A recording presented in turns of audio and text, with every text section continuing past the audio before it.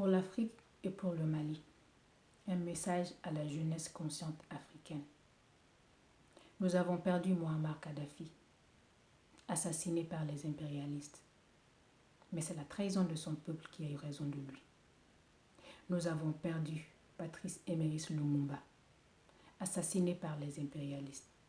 Mais c'est la trahison de son peuple qui a eu raison de lui. Nous avons perdu Thomas Isidore Sankara, assassiné par les impérialistes. Mais c'est la trahison de son peuple qui a eu raison de lui. Nous avons perdu Modibo Keïta, assassiné par les impérialistes. Mais c'est la trahison de son peuple qui a eu raison de lui. Aujourd'hui, nous vivons en Afrique. Aujourd'hui, nous témoignons d'une Afrique brûlée de l'intérieur. Nous témoignons aujourd'hui de la trahison des fils et des filles de l'Afrique au profit de quelques sous de l'Occident. Aujourd'hui, si nous voyons que sur la terre que Modibo Keïta a défendue, avec des idéaux panafricanistes, et que sur cette même terre, on nous dit que Kémy Séba, un enfant de l'Afrique, n'est pas le bienvenu au Mali parce qu'il dénonce la politique impérialiste française sur le sol malien, alors nous savons que le Mali a été trahi par un de ses enfants. Nous savons que l'Afrique est trahie par certains de ses enfants.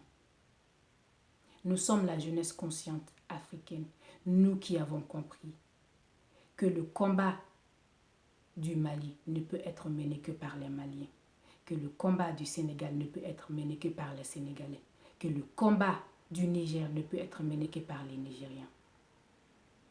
Nous, la jeunesse consciente africaine, nous avons compris que les pays du G5 Sahel qui sont aujourd'hui sous le feu du soi-disant terrorisme fabriqué de toutes pièces par la France et ses partenaires, que ce combat n'est pas seulement le combat des pays du G5 Sahel, mais c'est un combat africain. Souvent, j'ai des larmes aux yeux, j'ai le cœur brisé quand je fais un tour sur la toile et que je vois à travers les messages des gens qui disent « Oh toi, va là-bas la malienne, qu'est-ce que tu as à dire dans la politique ivoirienne? Oh toi, va là-bas guinéen, qu'est-ce que tu as à dire dans la politique malienne? Oh toi, va là-bas congolais, qu'est-ce que tu as à dire dans la politique sénégalaise? Oh toi, va là-bas éthiopien, qu'est-ce que tu as à dire dans la politique kenyane ?» Quand on se dit ces propos, c'est parce que nous n'avons pas encore compris que nous sommes un.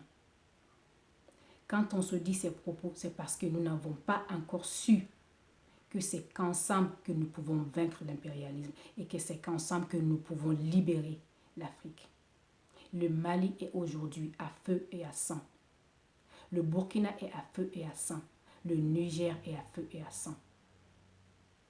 Au début du conflit malien, nous avons perdu et nous continuons à perdre des hommes, des femmes, des enfants, des aînés. Peu importe la couleur, peu importe la race. Les Maliens meurent depuis des années. Les jeunes Maliens, la jeunesse malienne, les vieux, les vieilles, même les handicapés ont marché, protesté pour dénoncer non seulement la mauvaise gouvernance, mais aussi la présence française au Mali. Il a fallu du temps parce qu'il n'y a que les Maliens qui criaient. On criait, le vide était très grand parce que l'Afrique est un grand continent. Le problème du Mali ne peut être entendu qu'avec un soutien. Ce n'est que quand la diaspora africaine, quand d'autres frères et sœurs africains ont commencé à ajouter leur voix à la voix malienne que nous avons commencé à entendre, que ce soit sur les réseaux sociaux ou dans la société africaine en général, à prendre conscience et à entendre du problème que les Maliens vivaient. C'est à travers les frères sénégalais, les frères congolais, les frères ivoiriens, les frères du Niger, du Burkina, qui sortaient d'eux-mêmes pour lancer des messages, des cris de cœur pour le peuple malien, pour sauver le Mali, que la communauté internationale, que la diaspora africaine a commencé à prendre conscience du problème malien. Les Maliens seuls ne pouvaient pas porter leur voix très loin. Donc c'est à nous de comprendre que quand un Nigérien, que quand un Sénégalais, que quand un Burkinabé parle de la politique malienne, il parle de sa politique à lui. Car l'Afrique appartient aux Africains. Les fils de l'Afrique doivent s'unir, car notre ennemi commun, c'est les impérialistes, c'est le néocolonialisme, ce sont les armées néocolonialistes et les armées d'occupation chez nous, sur nos terres. Quand ils viennent pour le Mali, ce n'est pas seulement pour s'arrêter au Mali, c'est pour conquérir le Niger après. Quand ils viennent au Niger, ce n'est pas seulement pour le Niger, c'est pour conquérir le Tchad après, c'est pour conquérir le Burkina après, c'est pour aller en Éthiopie après, c'est pour aller en Érythrée après, c'est pour aller en Afrique du Sud après. Ils peuvent souvent ne pas venir avec des armes, ils peuvent souvent ne pas venir avec des chars ou des drones pour faire des bombardements. Mais la guerre, elle est physique sur le terrain, mais elle est aussi idéologique. Quand je pense que je suis malienne et que je n'ai pas le droit à écouter les opinions d'un Sénégalais dans la politique malienne, c'est que je n'ai pas encore compris que le Sénégalais et moi, nous sommes les mêmes. C'est que je n'ai pas encore compris que l'Ivoirien qui se soucie du sort du Niger n'est pas un Africain.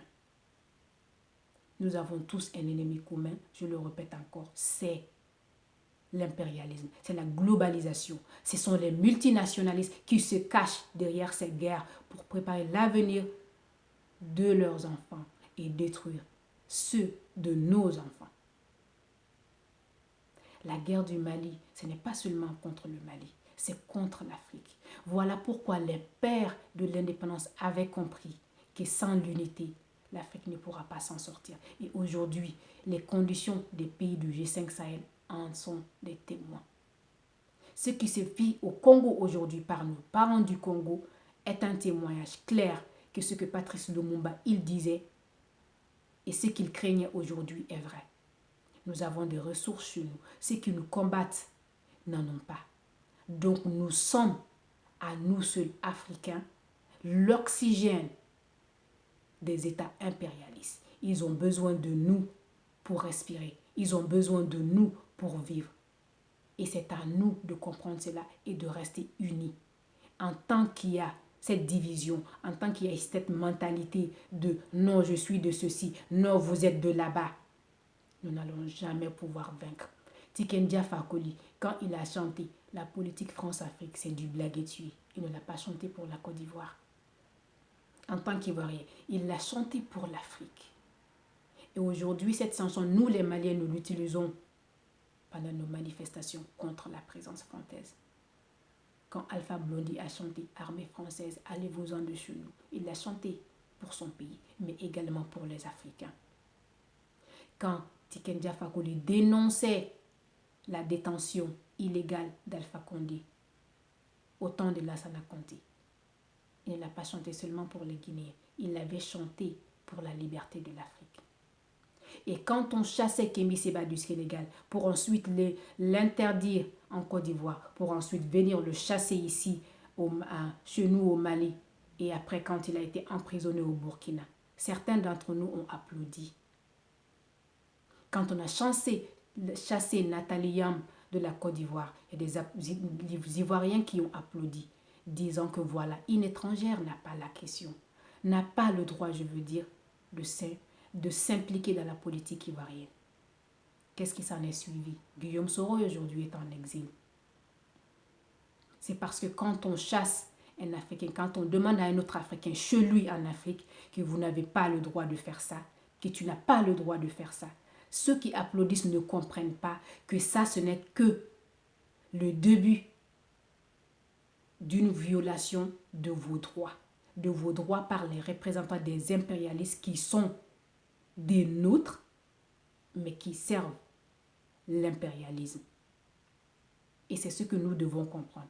Quand on interdit à Kémi Séba de venir au Mali, parce qu'il veut parler de l'impérialisme, si les Maliens applaudissent, c'est parce qu'ils ont oublié que demain, on va interdire eux aussi les Maliens sur leur propre sol de parler de l'impérialisme et de lutter contre l'impérialisme.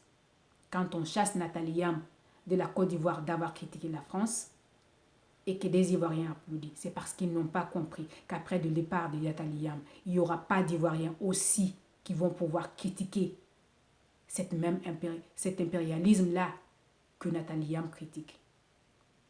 Quand un Sénégalais dénonce la politique du président malien et que les Maliens lui disent de se taire, c'est parce qu'ils n'ont pas compris que ce Sénégalais-là se bat pour la liberté des Maliens, aussi bien que sa liberté à lui. Donc, nos combats, ce sont les mêmes. La jeunesse africaine est une jeunesse qui doit rester unie. Nous avons affaire à des aînés, nous avons affaire à des laquais, nous avons affaire à des pantins, nous avons affaire à des mentalement colonisés qui dirigent nos pays et qui nous vendent, nous servent sur un plateau à la France et à ses alliés, tout simplement pour se faire quelques sous et se baigner dans notre sang, dans la plus grande tranquillité, si cela peut assurer leur avenir. Donc, il est temps que la jeunesse africaine comprenne que l'Afrique, nous les Africains, nous sommes comme les membres ou les organes du même corps. Considérons l'Afrique comme moi étant là, de ma tête aux pieds. Quand tu touches ici, c'est le Sénégal. Quand tu touches ici, c'est le Mali. Quand tu touches ici, c'est la Côte d'Ivoire. Quand tu touches ici, c'est le Burkina. Quand tu prends mes yeux, c'est le Congo. Quand tu touches la tête, c'est le reste de l'Afrique. Et quand tu touches une partie de mon corps, ça représente aussi un autre pays africain. Et aucun membre du corps ne peut se sentir à l'aise quand tu as une douleur. Même quand tu piques ici, sur le bout de mon index avec une aiguille, la douleur, elle circule de la tête aux pieds. C'est ce que le panafricanisme représente et c'est ce que nous devons comprendre. Quand il y a un conflit quelque part, qu'elle soit de l'intérieur ou de l'extérieur, nous devons savoir que ça vient aussi de quelqu'un parmi nous et que quand il y a un pays africain qui brûle, il faut savoir que c'est l'Afrique entière qui va en souffrir. Parce qu'ils n'en veulent pas à un seul Africain, ils en veulent à nous tous. Et nous devons comprendre que diviser pour mieux régner, c'est une réalité. Ce n'est pas une utopie, ce n'est pas une illusion. Quand on le dit, ce n'est pas qu'en hallucinant qu'on s'en rappelle. C'est une réalité que nous vivons tous les jours. Nous devons être conscients du danger du néocolonialisme contre l'Afrique et nous devons être conscients du danger des laquais et des pantins africains parmi nous. Car il y a des Africains qui sont plus impérialistes que l'impérialisme, vu que ces Africains-là servent l'impérialisme. Blaise Compaoré en est un bon exemple. On ne le critique jamais jusqu'à nos jours. On parle de démocratie, mais combien d'années a-t-il fait au pouvoir? Aujourd'hui, nous avons Alassane Dramane Ouattara qui fait exiler un opposant politique. La France ne le critique pas. On dit qu'il est démocrate. Aujourd'hui, nous avons Ibrahim Boubacar Keïta qui terrorise le peuple malien, qui trahit son pays, qui laisse les Maliens mourir du jour en jour, sans broncher, mais qui se lève, marche dans le sang des Maliens et va défendre la France, qui se fâche quand la France est critiquée, mais qui n'a même pas le temps de sortir pour présenter ses condoléances quand les militaires maliens sont tués. On dit qu'il est démocrate. Il est démocrate à la française, pas à l'africaine. Quand un président comme Laurent Gbagbo dit que la Côte d'Ivoire doit avoir un pourcentage assez élevé du pétrole qu'il exporte, on dit que c'est un mauvais président. Quand un président comme Laurent Gbagbo annule la carte de séjour pour que les Africains puissent se sentir chez eux quand ils sont en Côte d'Ivoire, on dit que ce n'est pas un bon président.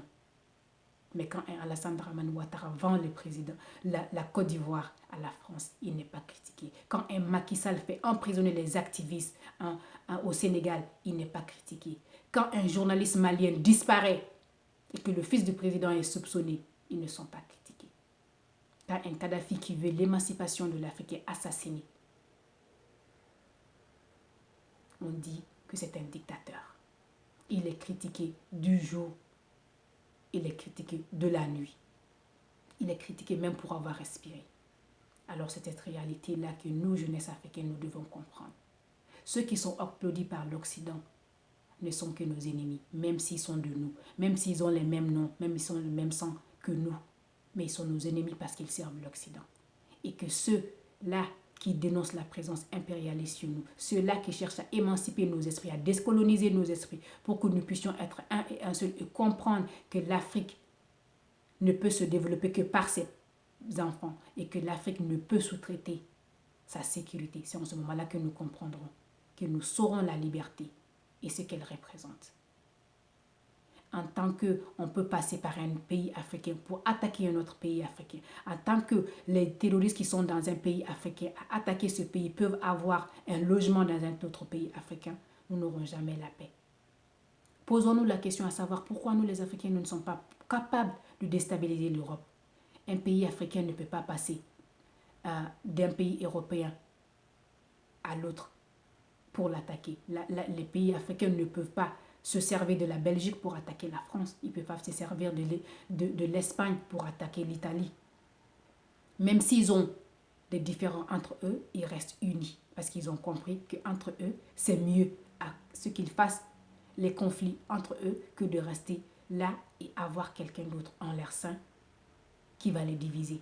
Et ils ne sont pas divisés pour qu'on puisse régner. Et ils s'unissent contre les autres. Mais les conflits à l'intérieur, ils prennent soin de ça et ils le traitent eux-mêmes, entre eux. Et c'est ce que nous devons comprendre. Nous devons comprendre que nous pouvons avoir nos différends.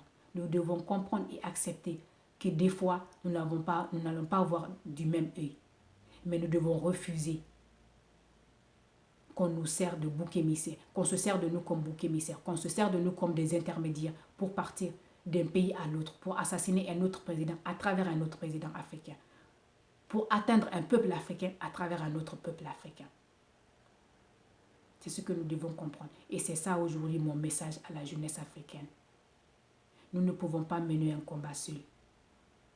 Nous ne pouvons pas gagner un combat seul contre l'impérialisme. Le Mali seul, le Niger seul, la Côte d'Ivoire seul, le Sénégal seul, le Congo seul, le Kenya seul, le Nigeria seul. L'Afrique du Sud seule ne peut pas gagner ce combat. Elle est à la fois idéologique, qui est la partie la plus importante. Et ensuite, elle est matérielle à travers les guerres sur le sol.